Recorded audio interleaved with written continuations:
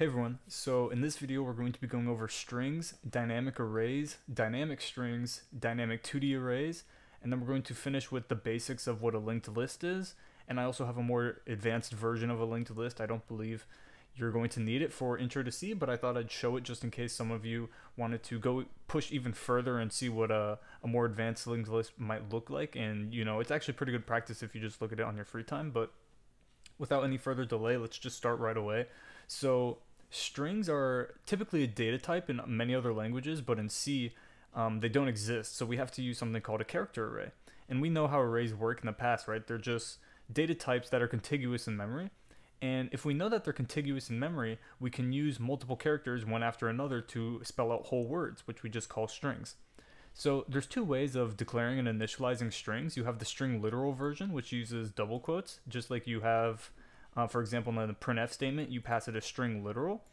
And this is the most standard way of doing it. This is how I almost always do it because it automatically adds the null terminator to the end of the string. So the null terminator essentially tells the compiler when you've reached the end of the string. Otherwise, there's no way of knowing how long the string inside is actually. So you can use the string literal and it'll automatically put that null terminator in for you. Or you could use array notation. So this is how we typically declare arrays for like integer arrays, for example, except because now these are characters, we have to use single quotes around every single character and separate them by commas. And frankly, I believe this is just too much work and too much of a hassle to actually do. So I almost always do string literal. And then here's what the null terminator looks like. It's a \0. And here's what it would look like essentially in memory. I've just drawn this up for you guys. So you have all these spaces that we can access, and then the indice afterwards would be your null terminator, and you don't typically access that value. So here I just have a pretty basic function. Here's just an example similar to what we did above, where we have the word example and then the word example spelled out the same but with a null terminator at the end, and these are both essentially the exact same string. And I'm going to go ahead and show you what happens if you don't use a null terminator. So let me run this just so you can see what this output is correctly. So we have string1.c. So we have string 1 and string 2, they're the exact same strings. And here I just have, I'm changing one of the values in string 2, just like I would access an indice in an array, because that's all they are at their basics, right? They're just arrays. So if I access the first position of my string and I set it equal to A, you can see that the first character in this string also turns into an A. Now let's go ahead and see what happens if I change string 2 to be this string. So this string is slightly longer and also doesn't have a null terminator at the end of it. So let's see what happens. So you can see here, it prints out correctly for the first few characters, but then we get this broken character afterwards. If we go ahead and remove some of these characters, for example, we can see that it prints out example, right? It's like bleeding into the other strings, and overall, this is just not the way you want to do it. I would almost never recommend using array notation, specifically just because some people might forget the null terminator and you'll mess up a lot of the functions you end up writing if you forget it. So let's go back to the original version of this code. And let's go down to this function here. So we have example question 1, and I'm passing it a string and the size of the string, or the length of the string.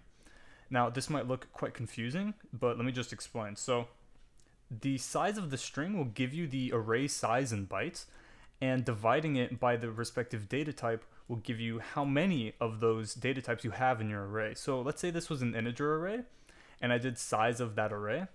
Let's say the array size was 40, and then I divided by the data type of that array. So in this case, an integer.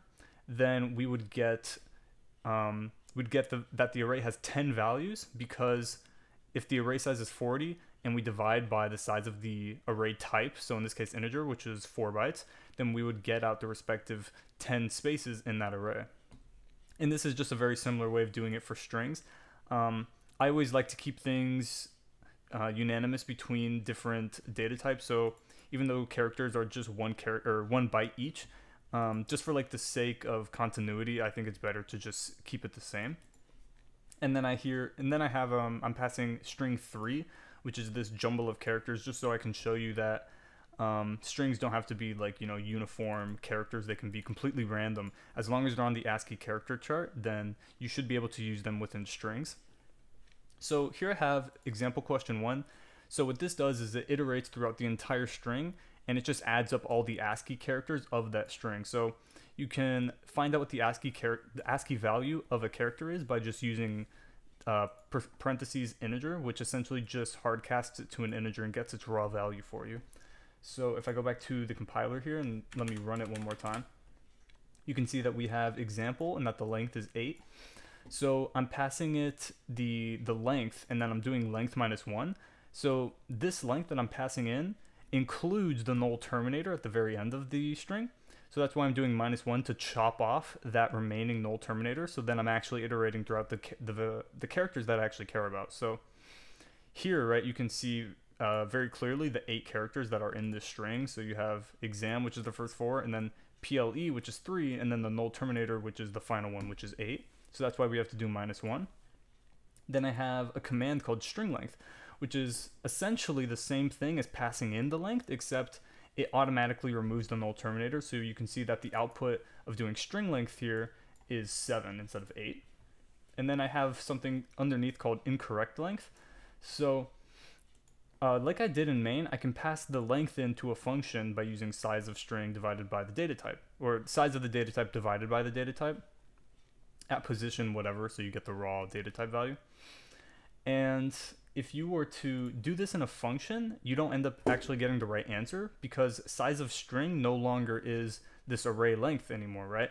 It's a pointer, right? So now you're getting the size of that pointer rather than the size of the array, and that causes you to get incorrect length. So here it looks like it's the right length, but we can see that for a longer string like 11 here, we see that it's still printing us 8, which is obviously not the length of the string. In here, I'm just printing out what the ASCII character summation is for these two strings respectively. So this is a pretty basic function, and then I have string2c here, which essentially just shows you a few more examples of functions you might find in the string library, string.h. So just like I was using string length here, we have various other functions. So the first one is going to be string cat, which stands for string concatenation, which essentially just adds the string to the end of the string, similar to append, like when we were doing file writing, for example. So if I run gcc string2, we get that this array that I've created here, that's obviously empty, has a length of 0. And then once I add example into that array, we see that the length is now 7. And then I just add one more time just so you can see that you can do this multiple times, and it works just like append. So now we have example hello, and the length is 12.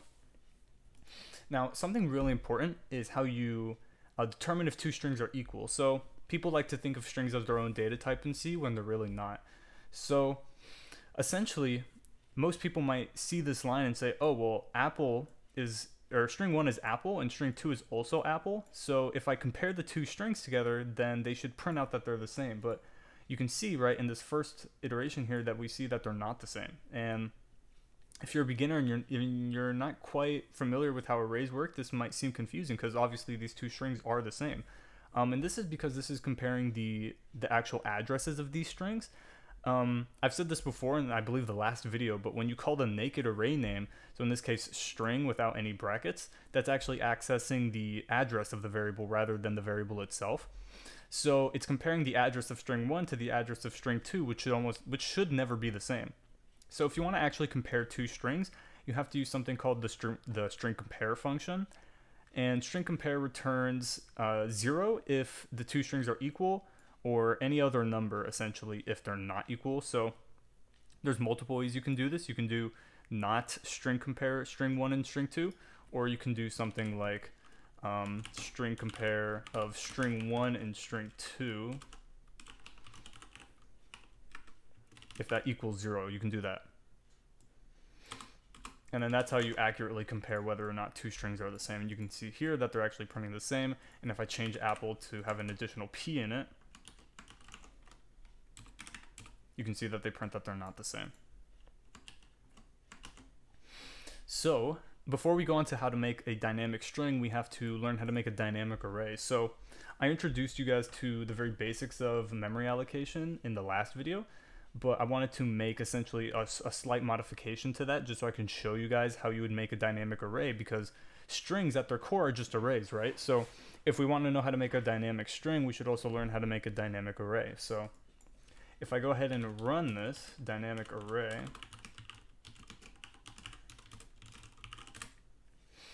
I can ask, okay, how large should our array be? I'll say 7, and we get an array that contains the numbers 1 through 7. And if I use valgrind on this, we can see that all heap blocks were freed, which means that I have no memory leaks. I believe I went over memory leaks in the last video. Essentially, it just means when you lose access to a malloc address, because if you lose access to an address that you created, there's no way of getting it back. You don't have that variable name. So you want to make sure you're always freeing all of your mallocs. So let's just go ahead and explain what this file actually does. So I'm just taking in user input to determine how large I want my array to be. And then this is the main highlight for this file. So we went over malloc only dealing with individual integers. So let's say size of int, right? And that would create space in memory for me to have one integer, right? But just like arrays are contiguous in memory, right? They're just multiple of one data type, one after another. So I can use that same logic when I'm using malloc, right? So instead of just creating space for one integer, I want to create space for n integers, right? And that'll create an array that's n length, or it'll create the size of an array that's n length. And we know that all this bracket after the array is essentially just moving it forward, right? So the array just accesses the base address, and then when we use the brackets afterwards, it's just saying, okay, move I spaces forward in memory. And we can essentially treat this block that we created like an array. And this is just something I believe I mentioned as well last time. Just always check if your malloc addresses are null. This is just to avoid any problems with your code. You might get some errors if you don't do this. For some reason, if you don't have enough space to actually use malloc, you might get an error. So it's always helpful to just check whether or not you have enough space. And here is just an example of using our array, or our malloc array, like a normal array. So I'm just setting each value of I to I plus 1 so it can like count upwards, and then I'm printing it out. And then I'm freeing it. So I don't have to free every single number. I just have to free the one space that we created, right? So if I free array, it's essentially just getting rid of that whole chunk, right? I don't have to do each individual number. And now that we know that, we can essentially apply the same logic to dynamic strings. So here I have a file that's essentially the same thing, but for strings. So I have string 1 and string 2, and I have them set both equal to null, just so I can really highlight on these two lines right here. So essentially what I'm doing here is the same thing that I did before. So I'm doing size of int, but rather because these are strings, I'm doing size of char, and then I'm doing the string length that I want plus 1. So notice the plus 1 is for the null terminator, right? So if I want to put in apple, for example, I have to manually put the plus 1 so that it automatically knows, okay, the null terminator goes at the end, right? And then I can do string copy and then put in whatever words, right? I can't just do a hard declaration. Like, for example, if I had an integer array like this, and then I had like 1, 2, 3, I wouldn't be able to do this declaration on a separate line. So something like this, right? And the same logic applies for strings. I'm not able to set a string on a separate line.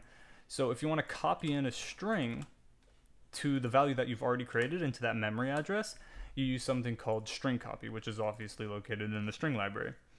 You give it whatever string you want to put something in, and then the value of that string. So in this case, I'm putting in just apple, and here I just have the copy and pasted string comparison things as well from the previous function, remember? And then I'm freeing both of the strings at the very end. So we can go ahead and compile this one. So this is dynamic string. And then we're going to run it through valgrind as well. And we can see all heap blocks were freed. And let's go ahead and just output this. And here we get the same output that we were getting before. So you can't do it like this, you have to do it like this. And this essentially confirms that string copy is correctly putting in apple into both of these strings. So now we're getting into the more complicated stuff. So dynamic 2D arrays. This file is a bit longer, but hopefully it shouldn't be too bad. So essentially, I'm going to compile this just so I can show you what this ends up looking like at the very end. So we have dynamic 2D array. And we just have a very standard 2D array that goes from 1 to 9. So this might look a bit weird. Some of you might have never actually seen what this is, but it's a pointer to a pointer, right? So a dynamic array we saw earlier is just a single pointer, but obviously if we want a second dimension, then we need a second pointer. So I then also have my rows and columns, which are going to function very similarly to string length 1 and 2, like I did in the previous function. Except now, because I'm dealing with a pointer of a pointer, right, instead of doing size of integer, right, I have to do size of integer pointer because I'm creating space at an integer pointer, right? Not just a regular integer. So I need to correctly assign the correct size of value. And that's essentially just what it says. Since our row and columns are going to be dynamic, we need to use a pointer rather than the regular static version. And then I'm multiplying it by rows because that's how many rows I want. But then you might ask, how do you create the columns, right? Do I just set the array equal to malloc of the columns as well? Well, essentially what you want to do is you want to access every single row that you've just created. And at that position in your array, you want to create space. So I think it's a lot easier to visualize with a diagram. So I've made this small thing here. So when you malloc size of integer pointer times the rows, you're essentially doing this step right here. So you're creating your array, and array points to the base address of the rows, right? So this malloc creates this array right here. So in this case, our array rows is 3. So it creates 3 spaces in memory, right? Oh, whoops. And then what we're doing is we access each position. So we say, okay, array at position I, so in this case 0, go to this address that we have and create space of columns, right? And notice how this is size of an integer this time, right? Because all of these individual values that we're holding are integers, right? While the rows are pointers to integers. So we're able to just use the static version here, and we essentially just create all these individual arrays. So here we have essentially an array of arrays, right? So this is how I like visualizing it. I hope it's clear enough for you guys to understand. And just like I said, we can now use this as a very standard 2D array. So I have this in, I believe in the first or second video when we talked about 2D arrays, but it's just accessing every single position, going from I to rows and j to calls, and adding a counter to it. So counter starting at 1 and doing counter plus plus, and then just printing out the value. And then just like I said, when we were first talking about dynamic memory, you have to have an equal amount of frees to your mallocs. So just like I created a malloc for every single row, I need to then free every single row, and then I need to free the main array. So all these frees right here are deleting these arrays, and this free is deleting this array. And if I go ahead, oh yeah, I already did. So you can just see that it clearly works. And if I do valgrant here, you can see that all heap blocks are freed. And let me just go ahead and delete this. Let me delete this entirely, just so I can show you that this actually does work. Let me compile again. You can see that I've lost a lot of bytes here. So let me go ahead and put that back. Let me go ahead and clear this actually, because now we're talking about probably the most difficult topic in Intro to C, which I believe wasn't even in Intro to C up until this semester, but it's linked lists. So linked lists, I hope, aren't too difficult to understand. Some people get it immediately, some people don't, and that's perfectly fine. So let's just try and do this. So a linked list at its very core is an array, and it utilizes a struct to essentially tell itself where the next value in the array is. So typically, instead of calling these cells like we do in arrays, we call these nodes. And to create a node, we have to use structs, like we learned structs previously in the last video. Structs essentially can hold multiple fields or members when being referenced. So we want whatever data we want for our linked list. So in this case, most linked lists are typically just going to be integers. You can have a linked list of characters or floats or doubles or whatever you want. And then you want a pointer to your next node. So essentially what this says is, as long as you maintain like a base node, you can go through every single node by accessing the next node in the linked list. So I have a diagram here that I created, and it's essentially, I think, is a pretty good example of how this works. So you have your whatever data type you want to hold. So in this case, I'm holding an integer and a pointer to the next node. So we have some sort of, it's typically just called the head. So the head I set to store 5, and then it holds a pointer to the next node. And then this node, which is the same address here, holds some sort of data, and it points to the next node. Once again, it holds some sort of data, points to the next node. Right here, it holds some sort of data, and then finally when you reach the end, this is called the tail, and the tail is always pointing to null, or the next value is pointing to null, right? This signifies that you've reached the end of the list. So let me go ahead and show you how this looks like in main. So like I said, you're going to want to create a head, and you want to set it to null typically to start with. And for linked list, this is typically broken down using functional decomposition. So we typically break this down into a create function. So we want some way to static or dynamically create all of these nodes whenever we want. So one of the big advantages of using a linked list over an array is that it's dynamic, right? So arrays, when you create one, you automatically know how big the array is going to be, right? If you're initializing it, you know it's going to be 5 length or 7th length. But with a linked list, it can grow and shrink depending on the user input, right? So here I have here I have Paint open, and if I go ahead and draw like, a circle here, and let's say I want to add something to my linked list, well, it just points to the next node, and then this points to the next node, right? And if this was an array that was 3 length, that'd be perfectly fine, right? But then let's say I wanted to say, oh, I want to add another value to this array. Well, then I'd have to copy all the values into a new array that's a length greater than 1, and then I could set it, right? Where in a linked list, I can just say, okay, just put it to the end of my array. And let's say I decide, okay, you know what? I actually don't want this value. I can just go ahead and delete this, like that. All right, and say, actually, I don't want this one either. And I can just delete that one, right? And it's really important to know that linked lists are not contiguous. So arrays, if you notice, are always the same amount of spaces apart, right? So they're 4 bytes separated if it was an integer array, right? So let's say this is 1, this is 2, and this is 3, right? They're separated by how big an integer is. But a linked list isn't restricted to that that value. So let's say I have an integer here, and if this was memory, this whole area was memory, I can have a value be all the way over here. All right, so this could be my second value, and then I can have another one that's like right next to it, and that could be 3. And then I can have another one way over here, and that can be 4. Right? So that's the real beauty of a linked list, is that they're just able to grow and shrink while an array has to be static, and adding and subtracting values from it really isn't a valid way of dealing with arrays.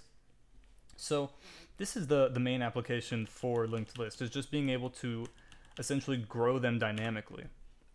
So the base that we start with is a null node. So if we have a null node, that means essentially we've created the list, but there's nothing in the list yet. So if we go back to this and like say this is all memory, so let me just clear this out here. So if this whole area is memory, right? When we do head equals null, we've essentially said, okay, I want a list here, but there's nothing there yet. So I'm essentially saying, okay, I want to use this space to create a node, but there's nothing there yet. So we have to essentially call an insertion function. So the insertion function essentially will allow us to put a node into the linked list. So we essentially start by saying, okay, if the head doesn't exist, which means we don't even have a list yet, then go ahead and just create a node with whatever data we give it. And in this case, I'm just going to be doing multiples of 5. So if the head's null, just go ahead and create a node that has that data. And create node uses memory allocation, right? Because all of this has to be pointers, right? If we want to do something dynamically, we have to use pointers. So we have some created node that's going to be the size of a node, the size of our struct. And it's going to set its data field equal to data, and it's going to set its next field equal to null, right? So if we only had one node in our linked list, obviously there'd be no other second node for it to point to, so it'd have to point to null. And that's how we're going to set the final node to be pointing to null, which symbolizes that it's a tail. So if we only had one node in our linked list, it would also be the head and the tail. And I'm also using arrows here. Some of you might not have seen this, but if you have a dynamic struct, then you have to use arrows, and if you have a static struct, then you use dots. I just figured I'd add that just in case you haven't heard that. So essentially, if I go here, I have this node here that has some sort of data, so let's say 1, and it's pointing to nothing. It's just pointing to the void essentially right now. And then let's say I want to add another node, right? So I pass it the head, and then I pass it some sort of data. And then the head isn't null anymore, right? We've established that the node, or the head, so let me write this, now exists somewhere in memory, right? This whole box is memory. So then we say, while temp next doesn't equal null. So notice how I'm using a temporary value instead of directly editing the head value. If I were to shift over the head value like I'm doing here, I would lose access to the head. So I use a temporary value instead. And essentially what this does is it moves it along the linked list for us, right? So essentially it says, okay, while the next node doesn't equal null, then just shift it over to the next node. So let's say I had a linked list of 3 values like this. So we have temp is right here. Let me do that. So we have temp is right here. So we check while this next node isn't null. So we say, okay, is this node null? If it's not, then we essentially shift this over to be this one instead. And that's all we're doing. And we're shifting it all the way until we get to the end, until we get right here. And then we say, let me draw my arrow again. So we essentially say, is the next node null? Okay, then we stop, right? Because that means we're at the end of the list. And if we're at the end of the list, right, if this is null, that means there's nothing afterwards. So if we're inserting, that's where we want to put our next node, right?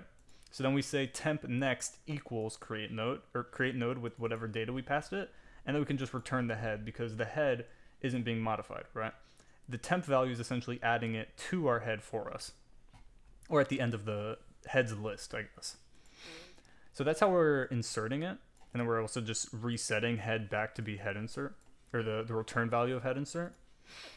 And then print list works very similarly. So we always want to check to see if a pointer is null, because if we try and access a null value, we're going to segfault. So we always want to check just in case.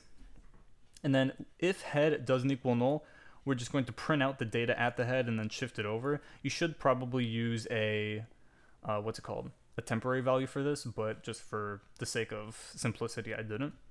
And all we're doing is shifting it over. The reason also that we don't technically have to use a temporary value is because we're not returning head, we're not doing anything to the value, right? We're just shifting it over. But see in main, right? I'm not resetting head to be the value of print list. So in main, head is still pointing to the correct value. So it's okay if we can just, it's okay to directly change it here because in main, it's still the same value. And then head equals destroyed linked list. So just like we have malloc and free, we're going to have a create and a destroy function whenever we're dealing with a dynamic data structure like this. So now that we know how head insert works in create node, we have to understand how the destroy function works. So I'm going to go ahead and create a slightly longer list, and I'm going to have this just on the side so you can see it. So let me delete these arrows. Now I'll have something like this. So we have our current, which is our head. So I'll set this to red. And then we have our temporary value, which is set to current at next. So it's going to be the next value in our list. Something like this. So we essentially check while current isn't null, so current is red. So I'll just go ahead and do something like this. Cur equals this. And then I'll do temp equals this. So we say while the head isn't null, essentially we want to delete whatever current is pointing to. So we're going to free it, and then we're going to set current equal to temp, right? So we say, okay, current is existing right now, go ahead and delete it. So we're going to free it. So now this is gone. And now current is set equal to temp. So now current is right here. And then when we run through this function again, we shift over temp. So now temp is pointing here. And we say, we delete current, right? We free it. So we delete this node. And then we shift over current to be at temp again. So we do this. And then while current isn't null again, we're on our last iteration, we're going to shift temp over. So temp is now pointing to nothing, so it's pointing to null. I guess I should write null here. So now temp is pointing to null.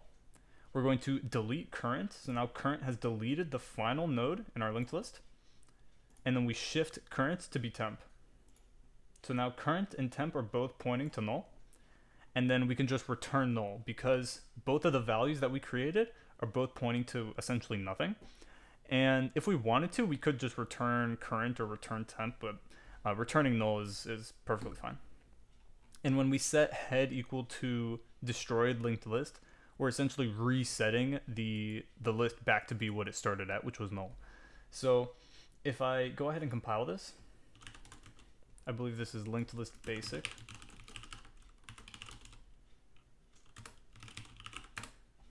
We can see that it correctly inserted the intervals of 5 that we have here. And if I go ahead and valgrind this,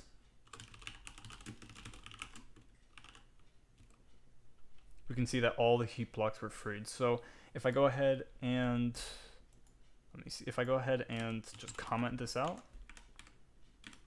and I compile this again, we can see that we lose essentially all of the nodes that we added into our list. So that's the basics of a linked list. They're very helpful in that the fact that they can grow and shrink in size. But the problem with linked list is, as you can imagine, you can't access a specific node in your linked list. So if we go back to the diagram before we deleted everything, you see that, let's say I wanted to access, for example, indice 1, right? So this would be 0, this would be 1. Then we're not able to do that instantly. We would have to start at the head, then move over and say, okay, now we can do it, right? And that's really slow if you want to say get to the very end of the list, right? Because you only have your head. So there's an advanced version of the linked list that speeds it up slightly. It essentially cuts your runtimes in half by maintaining a head pointer and a tail pointer. So rather than just having the head and shifting downward, we can just go immediately to the tail. And this would speed up insertion dramatically, right? Because we could just add to the end of the list. But if we wanted to access a specific node in our linked list, then we'd still have to start at the head and go to whatever node we wanted, and that's still pretty slow. So that's one advantage that arrays actually have over linked lists. And another term that you might hear is this is called a singly linked list. So singly essentially means that it only goes in one direction. So the head goes to its right, and then every node afterward goes to its right. There's something called a doubly linked list, which essentially has a pointer, instead of to the next node, it has to the next and to the previous, so it looks something like this. But that's more complicated than is required for Intro to C, so I wouldn't worry about it too much. But that's just essentially the concept. You would have, in your node field, you'd have just this, but you'd have 2 struct nodes instead, and this would just be previous, or just prev typically is how they call it. And also just notice I'm using struct node because the type def hasn't been finished yet, so I have to use the full struct definition. So that's pretty much it for everything you should need to know for Intro to C. I'm going to go ahead and just scroll through this very slowly so you can go ahead and see everything if you're not going to download the code. And then I'm going to show you guys a more advanced version of a linked list. I believe you shouldn't actually need this, but I figured I'd show you it anyway. So it's like what I mentioned before. You maintain a head and a tail pointer, and you can do this very helpfully using a linked list struct that just holds the head and the tail. So rather than creating a head in main that's a node, you create a linked list, and all of your respective functions, I've changed them to work with linked lists instead. And then I have like respective helper functions to delete, and essentially we can see that this goes ahead and adds. Let me go and compile this.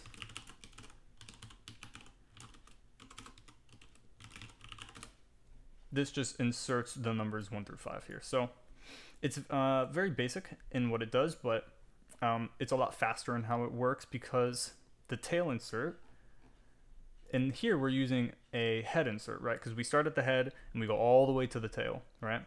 But in this function, because I have a tail now that's located in my list, I can just immediately go to the tail, right? So if the tail doesn't exist, which essentially means the head and the tail are the exact same thing, then we just create a node at the tail. But if the tail does exist, then we can just say, okay, go to the next value of the tail and then shift the tail over. And that's a much faster operation than going through the entire list like we were doing here. So that's one of the advantages. I'm going to leave this in the description as well, so you can go ahead and download it for yourself. I don't want to explain it too much just because I believe this is outside the scope of the class, but by all means, if you want to look at it just for self-reference, then by all means go for it. But I believe that's it for me. If you guys have any questions on anything I went over today, feel free to leave it in the comment section below. I'll try and answer it as soon as possible, and best of luck to you guys on your exams. I hope you guys do really well.